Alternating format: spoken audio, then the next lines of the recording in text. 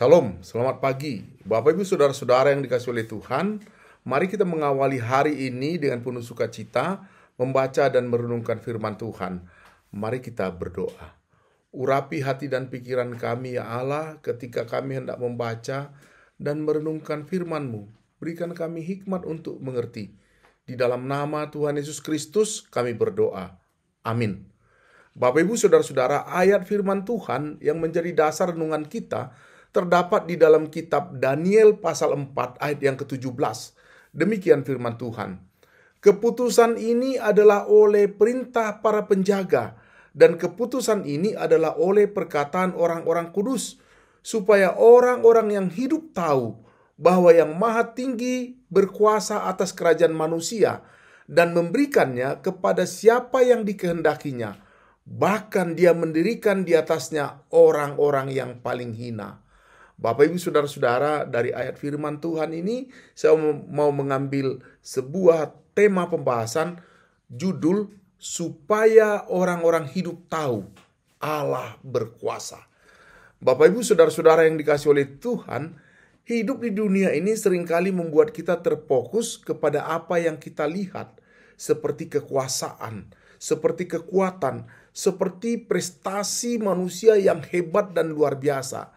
Namun di dalam kitab Daniel pasal 4 ayat yang ke-17 ini, kita diajak untuk melihat lebih dalam dan menyadari kebenaran yang sangat mendasar, yaitu Allah berkuasa atas segala sesuatu. Tuhan bukan hanya Tuhan di dalam kehidupan pribadi kita, tetapi juga atas seluruh kerajaan manusia. Ayat ini mau mengajarkan kepada kita bahwa segala sesuatu yang terjadi di dunia ini adalah dalam kendali Allah. Tujuan Allah dalam menunjukkan kedaulatannya adalah supaya semua orang yang hidup tahu bahwa Dia berkuasa. Apa makna pengakuan ini? Bagaimana hal ini seharusnya mempengaruhi kehidupan kita orang percaya? Ada beberapa hal yang menjadi renungan kepada kita. Yang pertama, pada ayat 17 ini dikatakan supaya orang-orang yang hidup tahu bahwa yang Maha Tinggi berkuasa atas kerajaan manusia. Bapak Ibu, ayat ini dilatar belakangi Raja Nebukadnezar yang menerima sebuah peringatan dari Allah melalui mimpi yang menegaskan bahwa meskipun dia adalah raja yang besar, raja yang hebat, namun kekuasaan yang dia miliki bukanlah miliknya sendiri, tetapi pemberian oleh Allah. Dalam ayat ini kita belajar bahwa Allah adalah yang Maha Tinggi, yang berkuasa atas segala kerajaan manusia. Tidak ada satupun kekuasaan atau pemerintahan di dunia ini yang terjadi tanpa seizin Allah. Dan makna ini menjadi sebuah pernyataan yang mendalam. Di dunia yang seringkali dipenuhi dengan ketidakpastian politik, ketegangan sosial, dan perubahan pemerintahan, kita diingatkan bahwa Allah tetap memegang kendali. Tidak ada kekuasaan atau otoritas manusia yang bisa terjadi tanpa kehendak Allah. Ini adalah mengingatkan bagi kita bahwa meskipun dunia ini nampaknya dikuasai oleh penguasa-penguasa yang tampaknya kuat, tampaknya berkuasa, pada akhirnya Allah lah yang memerintah atas segala sesuatu. Bapak Ibu Saudara-saudara, sebagai orang percaya, kita harus memiliki pengertian yang jelas tentang kedaulatan Allah. Apapun yang terjadi dalam kehidupan kita, dalam keluarga kita, dalam pekerjaan kita, dan dalam dunia ini, kita harus mengakui bahwa Allah tetap berkuasa. Ketika kita melihat ketidakadilan, ketika kita menyaksikan peperangan atau kerusakan yang terjadi di dunia ini, kita tidak boleh kehilangan pengharapan atau merasa cemas berlebihan. Karena Allah berkuasa dan Dia sedang bekerja di dalam segala sesuatu, bahkan dalam keadaan yang nampak kacau sekalipun.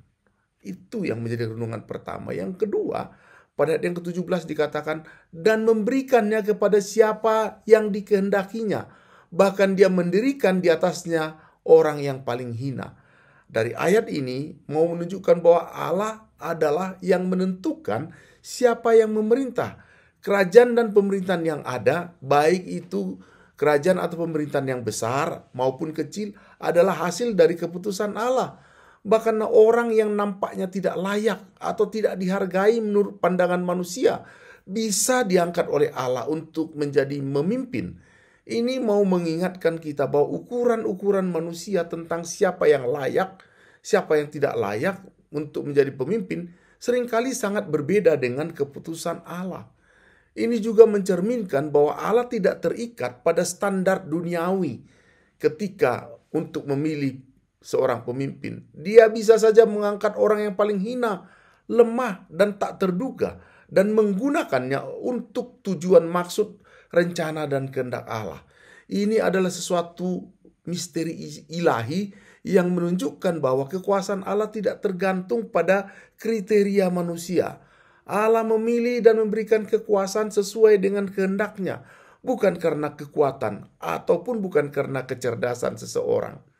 Bapak, Ibu, saudara-saudara, sebagai orang percaya kita dipanggil untuk rendah hati dalam hidup ini. Kita tidak boleh merasa lebih tinggi atau lebih baik dari orang lain hanya karena posisi atau status kita di dunia ini. Allah bisa memilih siapa saja, bahkan orang yang paling hina menurut pandangan dunia, untuk melaksanakan kehendaknya. Kita harus hidup dengan kesadaran bahwa segala sesuatu yang kita miliki, baik posisi, jabatan, pekerjaan, adalah karunia atau kekuasaan, adalah anugerah yang datangnya dari Allah. Bagi kita ini adalah mau mengingatkan untuk selalu hidup dengan rendah hati, mengandalkan Tuhan dalam setiap langkah kita, dan tidak pernah menganggap enteng setiap kesempatan yang Tuhan berikan kepada kita. Yang menjadi renungan ketiga adalah pada ayat 17 dikatakan, supaya orang-orang yang hidup tahu bahwa yang Maha Tinggi berkuasa. Bapak, Ibu, saudara-saudara, tujuan utama dari Allah menunjukkan kedaulatannya adalah agar setiap orang yang hidup tahu bahwa Dia yang berkuasa. Tuhan ingin agar umat manusia, baik yang percaya maupun yang tidak percaya, mengenali bahwa segala kekuasaan di bumi ini berasal daripada Allah. Semua yang terjadi dalam sejarah dunia, baik yang tampaknya baik ataupun yang buruk, adalah bagian dari rencana besar Allah untuk menunjukkan kemuliaannya.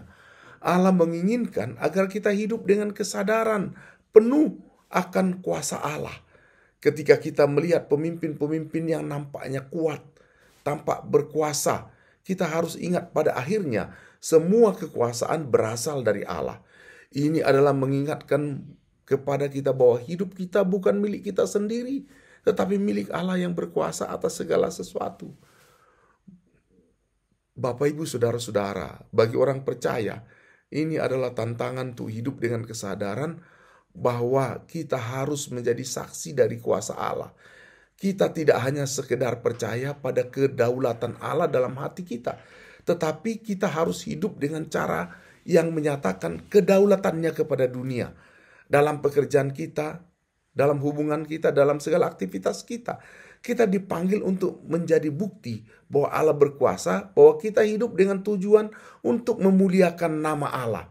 Di dunia yang sering kali lupa akan kedaulatan Tuhan, kita dipanggil untuk menjadi terang yang menunjukkan kepada dunia bahwa Allah berkuasa. Kita dapat melakukan itu dengan cara hidup yang sesuai dengan firman-Nya, dengan menunjukkan kasih, menunjukkan keadilan, dan menunjukkan integritas dalam setiap aspek kehidupan kita. Sebagai kesimpulannya, Bapak, Ibu, saudara-saudara, melalui kitab Daniel pasal 4 ayat 17 ini, kita diingatkan bahwa Allah berkuasa atas segala hal. Tidak ada yang terjadi tanpa seizin daripada Allah. Di tengah-tengah dunia yang penuh dengan pergolakan dan ketidakpastian, kita diundang untuk hidup dengan kesadaran penuh akan kedaulatan Allah. Kita dipanggil untuk hidup dengan rendah hati, mengakui bahwa segala sesuatu yang kita miliki adalah anugerah dari Tuhan. Dan untuk menyaksikan kepada dunia ini bahwa hanya Allah yang berkuasa atas segala sesuatu. Bapak, Ibu, saudara-saudara, marilah kita hidup dengan penuh pengakuan akan kedaulatannya. Dalam setiap keputusan dan dalam setiap langkah, dalam setiap peristiwa hidup, kita harus mengingat bahwa Allah berkuasa. Dan tujuannya adalah agar semua orang yang hidup tahu bahwa Dia adalah Raja yang tidak tergoyahkan atas segala kerajaan manusia. Semuanya di bawah kendali kuasa Tuhan. Demikian firman Tuhan. Mari kita berdoa. Pujian dan syukur atas firman-Mu melalui Daniel pasal 4 ayat 17. Di mana kami menyadari bahwa segala sesuatu terjadi dalam kekuasaan Tuhan. Dan Tuhan mau memimpin kami, menunjukkan kepada kami di mana kami menjadi saksi atas kekuasaan Tuhan, kedaulatan Tuhan dalam kehidupan kami. Oleh sebab itu apapun yang terjadi, maka kami harus selalu memuliakan nama Tuhan dalam hidup ini. Dalam nama Tuhan Yesus Kristus kami berdoa. Amin. Bapak Ibu, demikian firman Tuhan.